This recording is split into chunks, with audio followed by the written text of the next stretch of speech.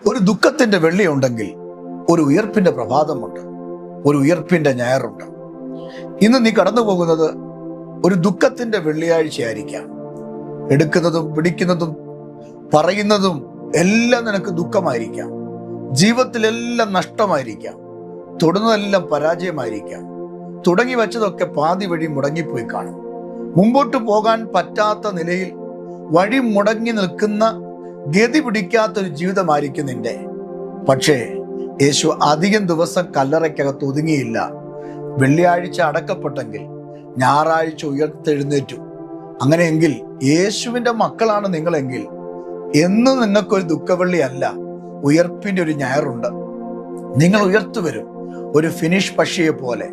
എവിടെയാണോ നിങ്ങൾ തകർന്നു വീണത് അവിടുന്ന് നിങ്ങൾ എഴുന്നേറ്റു വരും. യേശു കല്ലറയിൽ നിന്ന് പുറത്തു വന്നതുപോലെ നിങ്ങൾ പുറത്തു വരും. നിങ്ങളുടെ ജീവിതത്തിൽ നിങ്ങൾ പ്രതീക്ഷിക്കാത്ത അനുഗ്രഹങ്ങൾ, കണ്ടിട്ടില്ലാത്ത നന്മകൾ യേശു നിങ്ങൾക്ക് വേണ്ടി കരുതും. ഞാൻ വിശ്വസിക്കുന്നു, എന്നെ മാനിച്ച, എന്നെ സഹായിച്ച, എൻ്റെ കണ്ണുനീർ തുടച്ച, എൻ്റെ കുഞ്ഞുങ്ങളെ, എൻ്റെ കുടുംബത്തെ കൈക്ക് പിടിച്ച എൻ്റെ യേശു നിങ്ങളെ കൈക്ക് പിടിക്കും. വിശ്വാസത്തോടെ പ്രാർത്ഥിക്കുക, പാപം ഏറ്റുപറ, യേശുവിനോട് കൂടെ ജീവിക്കുക, യേശുവിനെ ഉള്ളിൽ ധരിക്കുക. യേശുവിൽ കൂടെ നിങ്ങൾ അനുഗ്രഹിക്കപ്പെടും, നിങ്ങൾ അഭിവൃദ്ധി പ്രാപിക്കും.